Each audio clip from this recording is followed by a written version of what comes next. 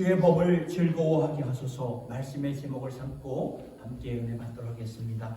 여러분, 오늘 35절의 말씀, 오늘 말씀 가운데 35절의 말씀을 가지고 좀 이렇게 보기를 원하는데요. 35절의 말씀을 보면은 그 말씀에서 하나님의 말씀을 가리켜서 계명이다 라고 말씀하고 있죠. 커맨드라고 말씀하고 있습니다. 하나님의 말씀이 이렇게 보면은 이렇게 성경을 보면 여러 장르가 있습니다. 시라는 시적으로 이렇게 표현한 하나님의 말씀도 있고요. 그 안에는 역사적인 말씀도 있고 예수님의 교훈도 있고 신학도 있고 계명도 있습니다. 그래서 하나님의 말씀을 가리켜서 여러 장르로 그 말씀을 볼 수 있지만 그 중에 하나가 뭐냐면은 계명입니다. 그런데 계명하면, 여러분, 계명하면 왠지 이렇게 받아들이는 느낌이 무겁지 않습니까? 버겁지 않습니까? 특별히 하나님의 계명이라는 것은 우리가 안 지키면 안 되는 것이고 지키기에는 너무나 버겁고 무겁고 그리고 제대로 지켜보려고 하니까 때로는 우리가 아무리 열심히 해도 안 되는 것 같고, 그래서 사도 바울이 예수님을 만나기 전에 굉장히 율법적으로 계명을 사랑했던 사람이요, 그 누구보다도 하나님의 계명을 지키려고 굉장히 노력했던 그런 사람이었지만 나중에는 그가 어떻게 고백을 합니까? 로마서 7장 24절에 보니까 오라 나는 공고한 사람이로다. 누가 나를 이 사망의 몸에서 건져내요.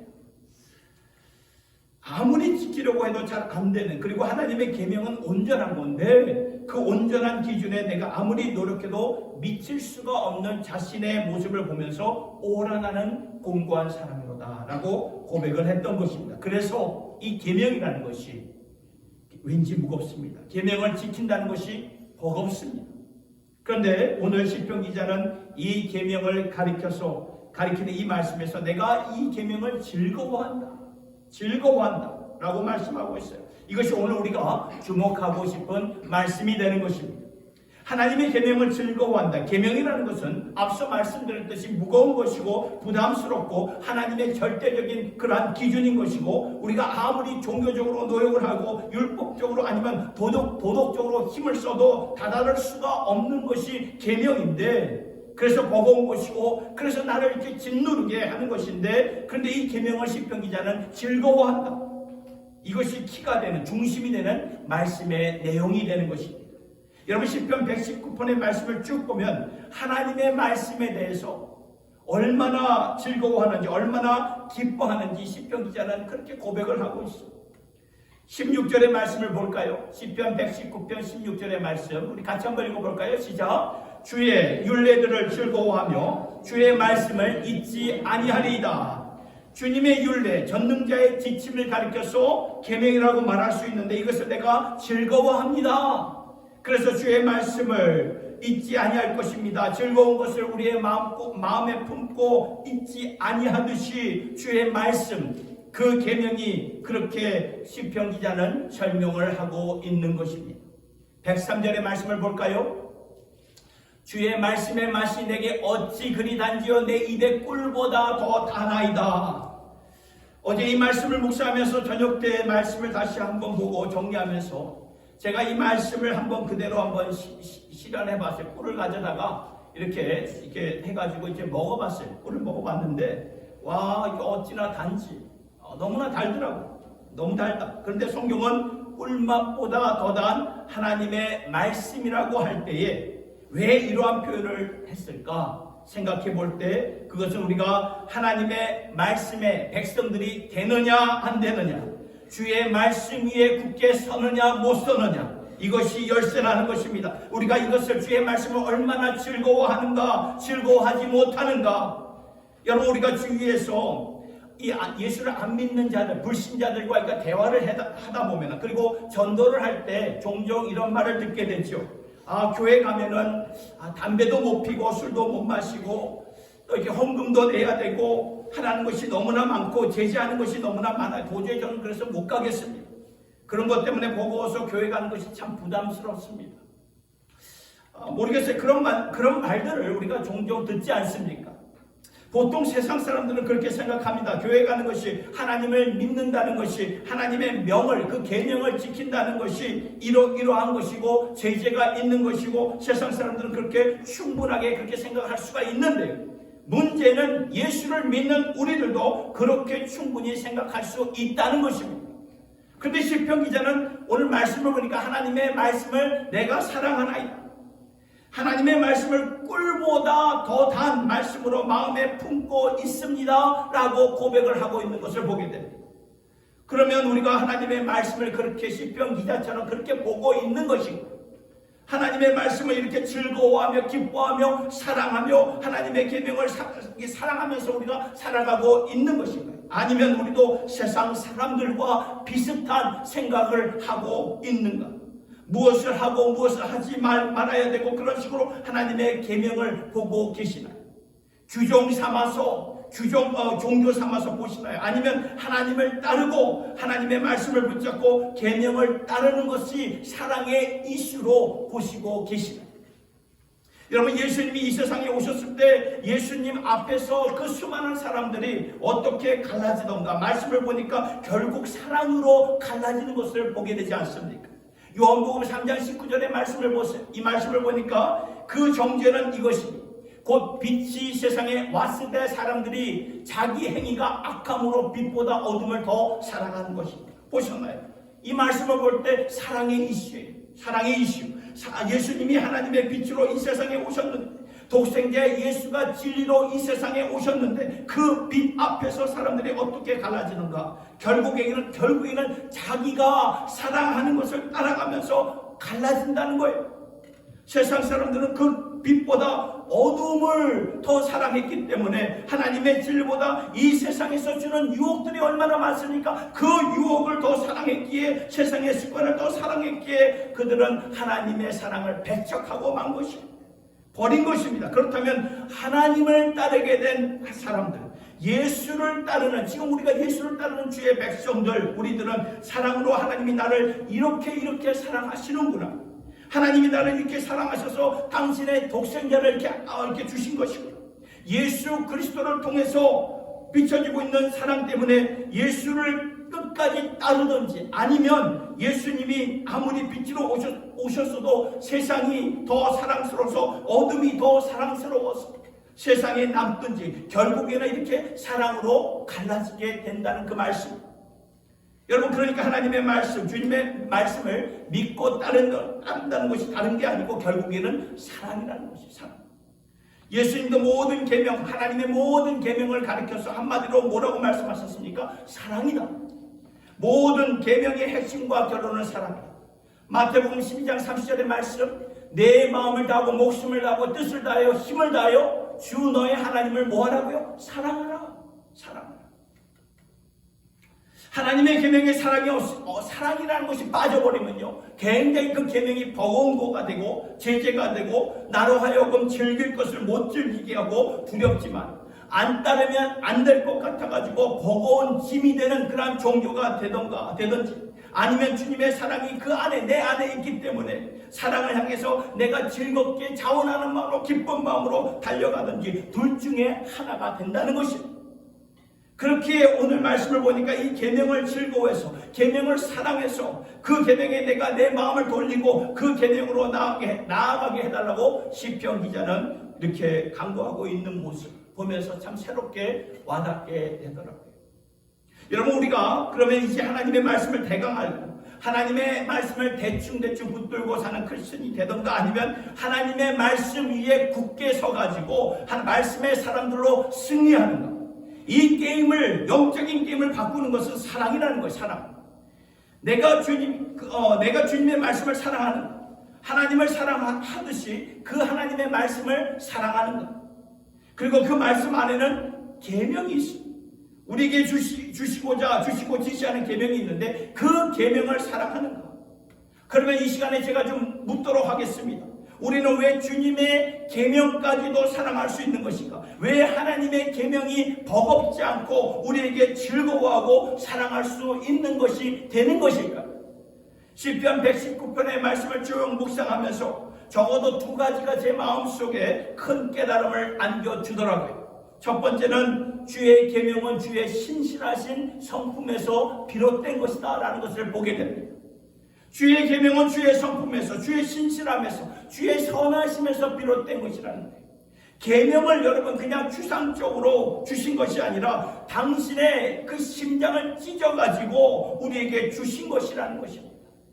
시편 119편의 말씀을 한번 잘 보면 86절을 보니까 주의 모든 계명들은 신실하니 주의 계명에서 주의 신실하심을 본다. 주의 성품을 본다. 주님의 모든 계명이 주님의 신실하심을 증거한다라고 말씀하고 있지.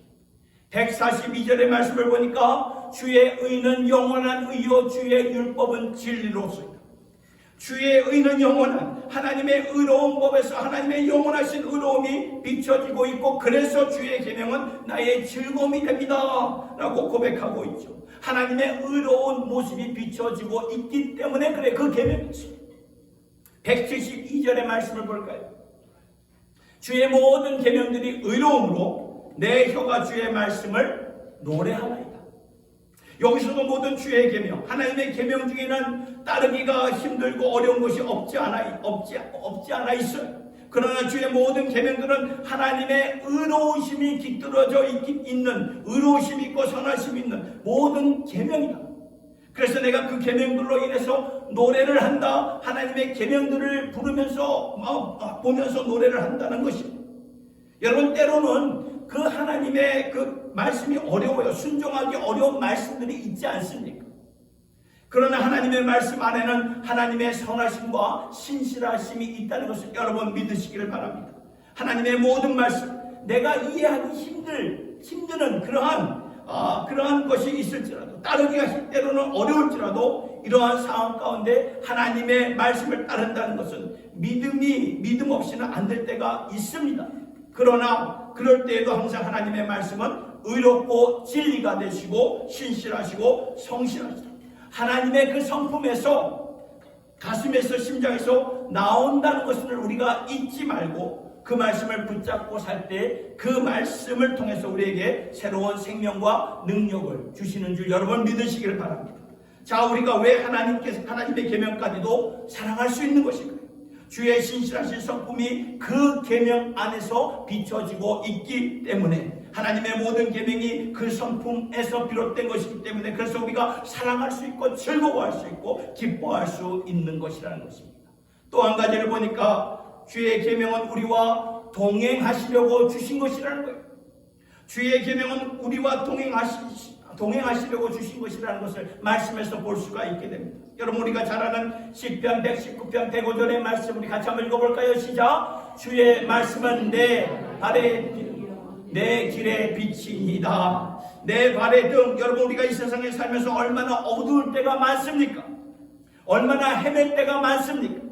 이러한 상황 가운데 어느 길로 가야 될지 진짜 모를 때가 얼마나 많아요. 그러나 주의 말씀은 내 발의 등이요 내 길의 빛이 되나이다. 어두운 길을 비춰주시고 내 곁에 와서 등을 밝혀주시는 말씀으로 밝혀주시는 하나님이 되신다는 그 말씀이라는 거예요. 나와 동행하시는 빛 가운데로 인도해 주시고 나를 직접 말씀의 등이 되어서 나와 함께 하시는 하나님이 되신다는 그 말씀. 151절의 말씀을 보세요. 여호와여 주께서 가까이 계시오니 주의 모든 계명들은 진리가 되나이다. 보셨나요? 여호와여 주께서 가까이 계시오니 주의 계명들, 진리가 되는 주의 계명들을 통해 우리와 가까이 계시는 하나님. 그러니까 이 계명이라는 것이 추상적으로 이것 따르라, 이것 따르지 아니하면 내 백성이 아니다 라고 던져주신 것이 아니라 이 계명을 우리에게 진리로 주시면서 우리와 가까이 하시는 그러한 하나님이 되신다는 그 말씀이에요. 여러분, 성경을 보면 이사야 53장 6절의 말씀, 이 말씀을 보니까 우리는 다 양 같아서 각기 제 길로 가는 그러한 사람들이라고 말씀하고 있죠. 그러니까 우리를 가만 놔두면 어떻게 될까요? 그냥 양들처럼 방황하는 우리의 모습이 된다는 거죠. 우리의 DNA가 된다는 거예요. 그러나 하나님께서 그러한 양들을 어떻게 자신의 곁에 두시는 것인가? 당신의 계명으로 말씀을 하신다는 그 말씀. 당신의 말씀. 오늘 시인의 시집에서 이런 시를 보았습니다. 그 시를 보면서 오늘 말씀을 전하고자 하는 말씀의 내용과 참 연관이 되면서 이렇게 지금 보게 되었는데 한번 읽어보도록 하겠습니다. 그래서 우리를 친구라 부르시니 예수님 멍에 하나 씌워주시곤 나와 함께 걷자 하십니다. 내 곁에 가까이에서 이렇게 무료하기도 하시고 때론 두렵기도 하고 때론 절망스러운 걸음을, 그래서 종종 피곤해지는 인생의 걸음을 함께 걷자고 하십니다. 이 길 끝에다가 반짝이는 영광 한 꾸러미를 마련해 놓으시고 기쁨을 이기지 못하시며 친구 곁을 떠나지 않겠다 하십니다. 여기서 그러한 표현을 보면서 저도 참 마음이 이렇게 뭉클해졌는데, 주님께서 여기 말씀, 여기 시편의 시의 그 한 구절 가운데 주님께서 내 곁에 오셔서 멍에 하나를 씌워주신다. 그렇죠? 멍에 하나를 씌워주신다. 여러분, 멍에라는 것이 어떻게 보면은 나를 제지하는 것 같이 느껴지지 않나요? 제지한다. 컨트롤한다. 멍에, 멀리 가지 못하도록 목줄로 매듯이 멍에가 어떻게 보면 굉장히 나에게 부담스러울 수가 있죠. 그런데 그 멍에로 말미암아 주님께서 내 곁에 계시려는 의도가 있다면은 그 멍에 하나 씌워주심으로 말미암아 내가 양처럼, 우리가 갓길로 가지 않습니까? 제각기 갈 길로 막 흩어지지 않고 주님 곁으로 인도해 주시는 것이라면은 그 멍에는 버거운 것이 아니에요. 버겁지가 않아요. 버거운 것이 아니라 그 멍에는 가벼운 것이 된다는 거예요. 그래서 성경 말씀에 내 멍에는 쉽다라고 예수님께서 말씀하지 않았습니까? 마태복음 11장 29절의 말씀. 나는 마음이 온유하고 겸손하니 나의 멍에를 메고 내게 배우라. 그리하면 너희 마음이 쉼을 얻으리라. 예수님께서 나는 마음이 온유하고 겸손한 마음에서 비롯된 것인데 나의 멍에를 메고 내게 배우라. 내게 배우라. 그러니까 주님의 멍에는 주님을 배울 수 있는 인격적인 가르침이 된다는 그 말씀입니다. 그렇죠? 말씀을 그대로 풀이한다면 멍에를 메고, 그렇다면 과연 예수님의 멍에가 무엇일까요? 오늘 말씀을 묵상해보면 주님의 계명이라는 거예요. 주님의 계명. 그 계명이 아니면은 우리는 어떻게 될까요? 제각기 양들처럼 제각기 제 길을 갈 수밖에 없고 양들처럼 우리가 방황할 수밖에 없는, 주님께서 당신의 멍에를 우리에게 심어주실 때에는 무엇입니까? 내 곁에서 내게 배우라. 그 말씀이 내 곁에서 내게 배우라. 이 말씀을 통해 하나님의 계명을 통해서 나의 선하심, 주의 선하심을 배우라. 주님의 온유하심과 겸손하심을 배우라. 내 사랑을 배우라. 그리고 나와 같이 있자. 그러면 너의 마음이 쉼을 얻으리라 라고 말씀을 하시는 거예요. 사랑하는 성도 여러분, 시편 기자가 그래서 주님의 계명을 기뻐하는 것이 아닐까? 주의 계명이 항상 선하고 주의 계명으로 말미암아 나와 항상 가까이 계신 하나님을 찬양하고 있다는 그 말씀. 계명으로 말미암아 주님의 가슴에 파묻힐 수 있기 때문에, 여러분, 주님이 내 곁에 계시면은 인생이 아무리 버겁고 짓누를지라도 인생을 포기하고 싶고 뒤돌아가고 싶고 도망치고 싶고 그럴지라도 주님의 멍에를 내가 메고 있으면요, 주님께서 나를 붙잡아 주신다는 거예요. 나를 일으켜 주세요. 내가 가는 길이 아무리 힘들고 어려울지라도, 짙은 안개가 이렇게 그냥 깔려 있을지라도 어떤 때는 그 짙은 안개 때문에 한치 앞도 안 보입니다. 바로 앞에도 안 보여요. 짙은 안개가 나를 덮고 있을지라도 그 멍에로 인하여, 주님께서 내게 주신 그 멍에로 인하여 예수님 곁에서 내가 떠나지 않고, 그 인생의 안개 때문에 아무것도 보이지 않지만 그 멍에로 인하여 내가 그러한 그 주님의 멍에로 말미암아 주님의 심장 소리를 들으면서 내가 주님과 함께 걷고 있다면은, 여러분, 거기서 내가 힘을 얻게 되고 아무리 두려울지라도 어려울지라도 포기하지 않게 된다는 그 말씀. 아무리 우울할지라도 우울증에 빠지지 않게 되고, 넘어질 것이면 다시 세워주실 것이고, 두려워서 포기하고 싶을지라도 다시 나를 끌고 가시는 주님의 멍에로 말미암아 나를 인도해 주신다는 것입니다. 그래서 주님은 말씀하시는 거예요. 내 멍에를 메고 내게 배우라. 내 계명은 그런 것이다. 우리를 짓누르고 우리를 완전히 그냥 누르고 끌고 가시는 것이 아니라 그 계명을 통해서 우리와 가까이 하신다. 시편 기자가 그것을 깨달은 것입니다. 주의 계명을 통해서 나에게 가까이 오시는구나. 나를 가까이 계시는구나. 그래서 즐거워하는 것입니다. 그래서 하나님의 말씀이 너무나 기쁜 것이요. 여러분, 24절의 말씀을 보시오. 119편 24절의 말씀, 주의 증거들은 나의 즐거움이요 나의 충고자가 되십니다. 주의 증거들, 나의 즐거움, 나의 충고자 영어로 보니까 카운셀러, 나의 상담자. 주의 말씀, 나의 카운셀러, 기묘자라 모사라, 원더풀 카운셀러. 옆에서 주님의 가슴 소리를 듣고 진리의 길을 찾을 수 있도록 내 발에 빛이 되시고 내 길에 빛이 되셔서 내 갈 길을 인도해 주시는 카운셀러와 같다, 그 말씀이죠. 근데 바로 그 다음 구절 25절의 말씀을 보니까 이렇게 나와 있어. 내 영혼이 진토에 붙어 싸우니 주의 말씀대로 나를 살아나게 하소서. 이게 무슨 말씀입니까? 내 영혼이 땅에 꺼졌다는 그 말씀. 내 영혼이 진토에 붙었나, 땅에 꺼졌다. 내 영혼이 땅에 꺼질 때도 주의 말씀으로 말미암아 나와 함께 하여 주시고 나를 지켜주시고 나를 지탱해 주시는 그 계명, 멍에와 같은 그 사랑의 계명으로 말미암아 나를 살아나게 하신다, 그 말씀이. 저는 이 말씀을 묵상하면서 우리들 가운데, 우리의 삶 가운데 우울증이 있고 힘들어하시는 분들이 있어요.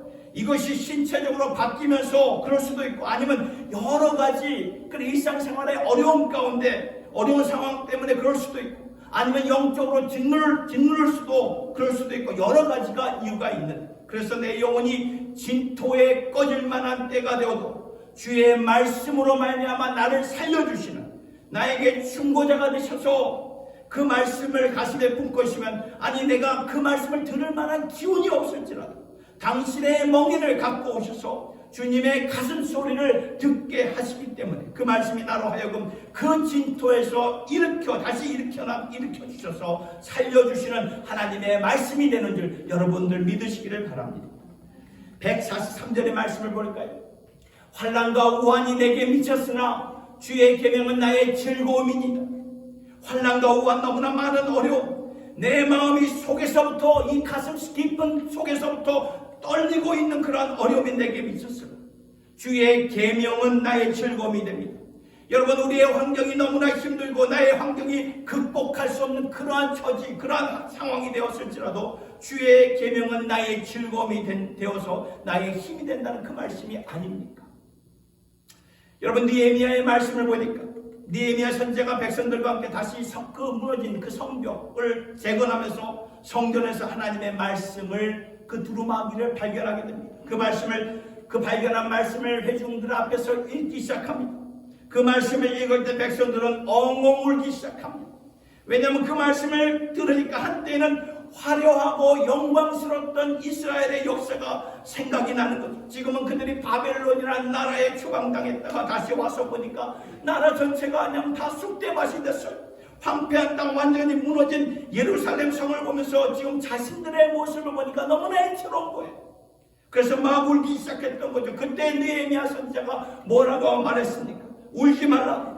오늘은 울 때가 아니다. 하나님의 말씀이 우리에게 주어졌다는 것은 그 말씀으로 말미암아 우리와 함께 하신다는 것이다. 우리가 울 때가 아니다. 도리어 여호와를 기뻐하자. 여호와를 기뻐하는 것이 우리에게 힘이 되는 것이다. 이렇게 말씀했던 거예요. 그렇습니다. 하나님의 말씀이 있는 이상, 그 계명이, 그 커맨더가 우리에게 있는 이상 하나님이 우리와 함께 하신다는 것이고, 우리를 당신의 멍에로 우리를 안아주셔서 하나님 곁에 우리를 두고 있는 것이라는 것입니다. 이제는 기뻐할 때다. 사랑하는 성도 여러분, 하나님의 말씀, 이 계명이 우리에게 주어졌습니다. 이건 즐거운 거예요.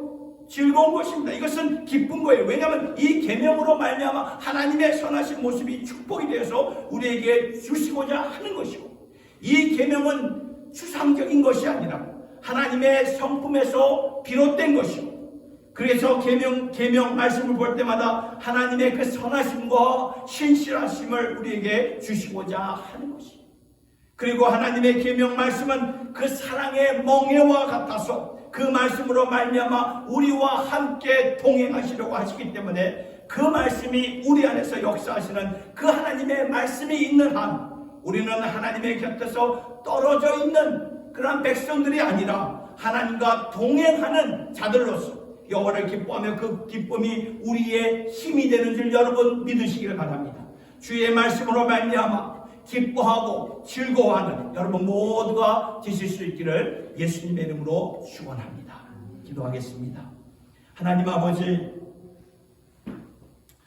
주의 말씀을 우리가 사랑하고 즐거워할 때 우리는 비로소 주의 말씀 위에 서게 되는 하나님의 종들이 되는 줄로 믿습니다.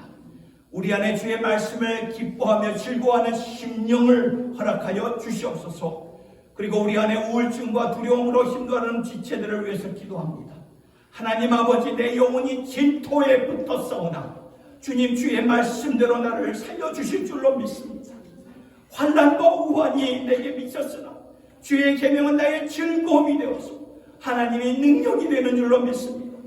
아버지, 여기에 깃들어져 있는 주님의, 여기에 있는 주의 백성들 한 분 한 분에게 하나님의 말씀, 주님의 사랑과 신실하심, 그 주님의 은혜와 성실하심이 깃들어져 있는 주의 말씀을 선물로 주시고, 그 말씀을 전할 때, 접할 때, 그 말씀을 묵상할 때, 읽을 때 하나님의 그 사랑의 능력이 되어서 기뻐함과 즐거움이 되어 주님 그 아픔과 두려움에서부터, 우울증에서부터 일어날 수 있는 그러한 자유함 주님께서 치유해 주시고 자유함을 더하여 주시옵소서. 내가 너를 사랑한다. 나와 함께하자. 나와 함께 동행하자. 내 곁에서 늘 함께 있자. 주님의 그 심장 소리에 사랑이 있어. 주님 안에서 그 말씀으로 우리가 일어나는 주님의 백성들 되게 하여 주시옵소서. 예수님의 이름으로 기도드리옵나이다. 아멘.